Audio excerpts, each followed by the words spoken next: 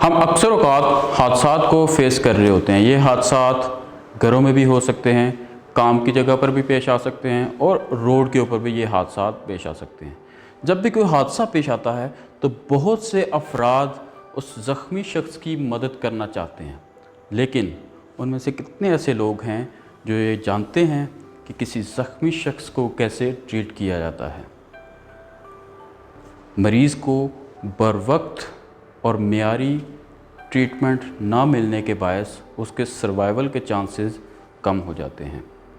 ओसैल्प international आपके लिए एक बहुत ही ज़बरदस्त एंड अट्रैक्टिव ट्रेनिंग कोर्स लेकर आया है, जिसका नाम है first aid with CPR and AED training.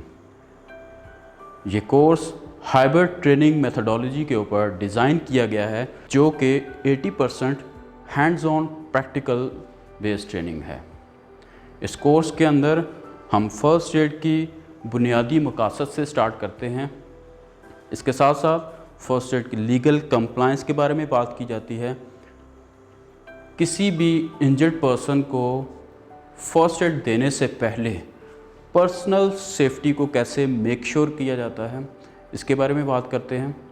Initial response क्या होना चाहिए एक फ़र्स्ट एडर का, फ़र्स्ट एडर की क्या क्या रिस्पॉन्सिबिलिटीज़ हो सकती हैं, ये तमाम चीज़ें डिस्कस करने के बाद हम पेशेंट के रिस्पॉन्सिवनेस को चेक करने का तरीक़ाकार बताते हैं कि एक पर्सन जो कि हादसे को फेस कर रहा है, जो इंजर्ड पर्सन है, उसका रिस्पांस कैसे चेक किया जाएगा। उसके अंदर हम डिफरेंट कमांड्स के बारे में बताते हैं, जिसमें वॉइस कमांड होती है, टच कमांड होती है, वो हम डिटेल में उस पर बात करते हैं। वो बताई जाती है कि कैसे जो है वो इन कमांड्स को यूज़ करके किसी इंजर्ड पर्सन का जो है वो रिस्पांस दिया। किसी भी पेशेंट का रिस्पांस चेक करने के बाद हम उस पेशेंट के लाइफ सेविंग टेक्निक्स के बारे में बताते हैं कि अगर एक पर्सन ने रिस्पांस किया है तो उसमें एक फ़र्स्ट एडर ने क्या ट्रीटमेंट करना है, और अगर उस पेशेंट ने रिस्पांस नहीं किया तो उसमें एक फ़र्स्ट एडर की क्या रिस्पॉन्सिबिलिटी हो सकती है।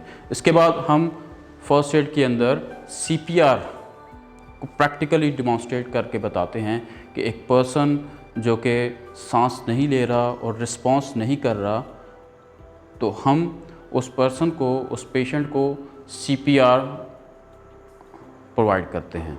CPR के प्रैक्टिकल डिमॉन्स्ट्रेशन के लिए हमारे पास मैनिकाइन है, जिसके ऊपर हम प्रैक्टिकल डिमॉन्स्ट्रेट करके पार्टिसिपेंट्स को बताते हैं कि एक पर्सन को CPR कैसे प्रोवाइड किया जाता है, और फिर तमाम पार्टिसिपेंट्स को बारी बारी कहा जाता है कि वो आके इस मैनिकाइन के ऊपर CPR। इसके साथ साथ AED का ऑपरेशन भी बताया जाता है। Remove clothing from the patient's chest. Open packet and इस AED को प्रैक्टिकली अप्लाई करके इसके ऑपरेशन के बारे में पार्टिसिपेंट्स को आगाह किया जाता है, ताकि वो रियल सिनेरियो के अंदर बेहतर तरीके से परफॉर्म कर सकें। CPR एंड AED की डिस्कशन के बाद हम नेक्स्ट पार्टिसिपेंट्स को उन तमाम पॉसिबल एक्सीडेंट्स के बारे में बताते हैं कि अगर कोई एक्सीडेंट हो जाता है तो उसमें एक पेशेंट को कैसे ट्रीट किया जाएगा। अगर एक पर्सन जिसको फ्रैक्चर हो गया है तो फ्रैक्चर का फ़र्स्ट एड क्या होगा, ब्लीडिंग का फ़र्स्ट एड क्या है, एक्सटर्नल ब्लीडिंग है, इंटरनल ब्लीडिंग है, नोज़ ब्लीडिंग है, तो उसमें क्या फ़र्स्ट एड प्रोवाइड करनी चाहिए। स्नेक बाइट की सूरत में क्या फ़र्स्ट एड प्रोवाइड करनी है। अगर कोई एक्सटर्नल ऑब्जेक्ट या पंक्चर हो जाता है तो उस सूरत में क्या फ़र्स्ट एड प्रोवाइड करनी चाहिए। इसके अलावा हम जो सीज़र पेशेंट हैं, यानी जो मिर्गी का दौरा जिन अफराद को पड़ता है, उनको कैसे फ़र्स्ट एड प्रोवाइड करनी चाहिए, उसके बारे में बात करते हैं।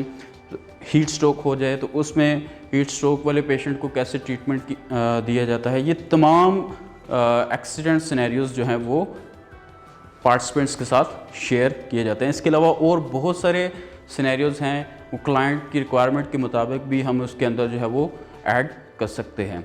इसके साथ साथ हम पेशेंट हैंडलिंग की टेक्निक्स भी बताते हैं कि एक पेशेंट उसको एमरजेंसी वाले एरिया से कैसे बाहर निकालना है और उस पेशेंट को कैसे मूव करना है, पेशेंट की हैंडलिंग कैसे की जाएगी, क्योंकि बहुत सारे ऐसे हादसात होते हैं जिनमें एक पेशेंट को प्रॉपर उसकी हैंडलिंग ना करने के बायस उसकी जो इंजरी है वो मज़ीद वर्स हो जाती है। तो इसलिए पेशेंट हैंडलिंग की टेक्निक्स भी इस कोर्स का हिस्सा हैं। तो मैं आप सब लोगों को ये रिक्वेस्ट करता हूँ कि आप ये ज़रूर ये ट्रेनिंग कोर्स अटेंड करें, ताकि आप अपने नॉलेज के अंदर इजाफ़ा करके अपनी और अपने इर्द गिर्द के अफराद की ज़िंदगी बचा सकें।